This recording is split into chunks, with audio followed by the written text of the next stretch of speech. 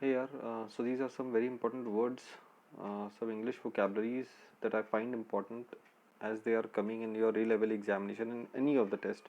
Either you can see in BD or APM in HR, any of them. ठीक है? So these vocabularies, 8 to 10 vocabularies I'll be discussing in this video.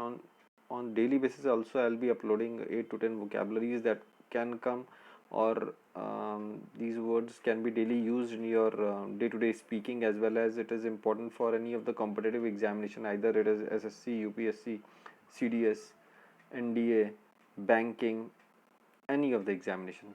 So there are some words, and within 5 to 10 minutes I'll be discussing. If you have time, please do see this video, because you will be learning some vocabularies, and I'll be teaching in such a way that you will learn it, and I'm dead sure you'll memorize it after seeing this video. And after that I'll be asking ना, then you will be having that picture in your mind. इस type से पढ़ाऊंगा, ठीक? So I'll be using English, Hindi both. Paradox meaning होता है contradiction, परस्पर विरोध. Okay, contradiction कैसे याद करें इसको? पैराडॉक्स, डॉग आ रहा है ना, पैराडॉक्स, इसको डॉग करके याद कर लो. ठीक है, जहाँ डॉग होता है वहाँ लड़ाई होती है. लड़ाई कहाँ होती है? जहाँ कॉन्ट्राडिक्शन होता है, एक दूसरे की बात नहीं मानते ना, वहाँ पे लड़ाई करते हैं. और कैसे लड़ते हैं? कुत्ते के जैसे लड़ते हैं. तो दैट इज व्हाट, ऐसे करके याद कर लेना. तो इसका मीनिंग हो गया कॉन्ट्राडिक्शन. ठीक है, एग्जाम्पल एक देख लो. I don't know if this be a paradox, I know that it is a truth. ठीक है, तो यही बात बोल रहा है कि मुझे नहीं पता था कि कहीं पैराडॉक्स ना हो जाए. तो मीन्स पैराडॉक्स कोई कॉन्ट्राडिक्टरी बात ना हो जाए, कोई विरोध वाली बात ना हो जाए. ठीक, तो इस टाइप से याद कर लो. पैराडॉक्स कैसे याद करोगे? डॉग से याद कर लेना. डॉग क्या करते हैं? लड़ाई करते हैं. लड़ाई कहाँ होती है? यहाँ कॉन्ट्राडिक्शन होती है. ठीक, ऐसे याद हो गया एक वर्ड. नेक्स्ट पे आओ जल्दी से. कार्प. कार्प का मतलब होता है क्रिटिसाइज या कंप्लेन करना. अब भाई सिंपल सीधी बात है, तुम्हारी कार है, ठीक है, you are having a car. If some other person comes and touch your car, या फिर इधर उधर छू रहा है, कुछ कर रहा है, तो डेफिनेट सी बात है तुम यार उससे बोलोगे, अरे यार क्यों मेरा हाथ लगा रहे हो, स्क्रैच लग जाएगा, ये है वो, क्यों उस पर बैठ रहे हो जबरदस्ती, का मुड़ जाएगा, such thing like that. You will criticize him. तुम उसको बोलोगे, उसको उसकी गलतियों को देखोगे ना, कंप्लेन करोगे. So that is the thing. ऐसे तुम याद करोगे carp. The word is car. कैसे याद किए? कार से याद किए. कार से याद कर लेना. ठीक, ऐसे याद होता है. Stop carping the poor. आलोचना करना, किसी को कंप्लेन करना, क्रिटिसाइज करना. अप्रोर. अप्रोर मीन्स होता है कमोशन या पेंडामोनियम, हंगामा या शोरगुल. अप्रोर, हंगामा हो रहा है, या फिर पेंडामोनियम एक केओस टाइप का साउंड हो रहा है. रोर मीन्स अब जब शेर जोर से रोर करता तो ऑब्वियस सी बात है देयर वोंट बी साइलेंस, क्योंकि वहाँ पे इसकी रोरिंग सुनाई दे रही है. रोरिंग का मतलब क्या होता है? कोई शोर सुनाई दे रहा है. तो ऐसे याद करना. पेंडामोनियम, या फिर होता है कि कमोशन या फिर शोरगुल. केकोफोनी भी हम लोग बोल सकते हैं, केओस बोल सकते हैं. रैम्पेज भी इसको हम लोग बोल सकते हैं, जहाँ पे रैम्पेज, रैम्पेज का मतलब भगदड़ टाइप का हो रहा है. तो अपरोर, रोर से याद कर लें. ठीक है, the room was in an uproar. Okay. Seamy. Seamy is an adjective. Now अब इसका मीनिंग होता है करप्ट या अनहोलसम, अनैतिक. करप्ट एक मतलब होता है. ठीक है, तो अब कॉमन सी बात है, सी. सी का मतलब होता है ओशियन या पानी. पानी में कोई चीज़ अगर फेंक दोगे तो डेफिनेट सी बात, it won't dissolve, it will throw it out. तो भाई सोसाइटी में भी ऐसे जो करप्शन होते हैं या फिर इस टाइप की चीज़ें होती हैं, अनैतिक चीज़ें, we have to throw it out. ठीक है, सीमी सेक्स स्कैंडल टाइप का.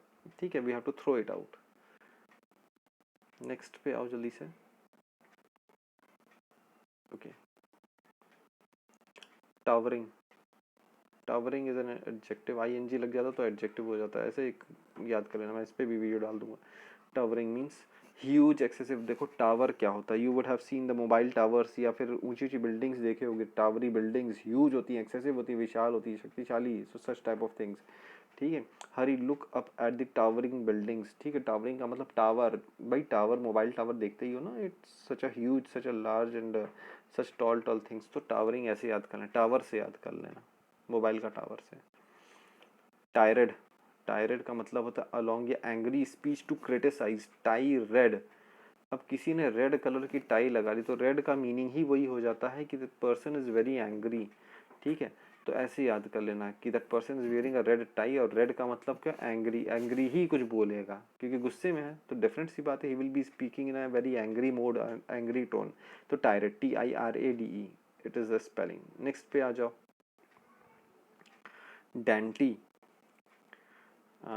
डेलिकेटली स्मॉल या प्रिटी, आकर्षक.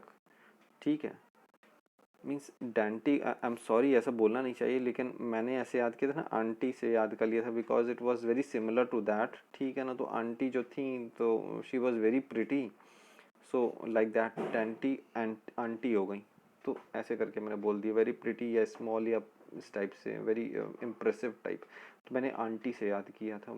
सॉरी कोई अगर गलत माना ना, मैं गलत इंसान नहीं हूँ यार, ठीक है।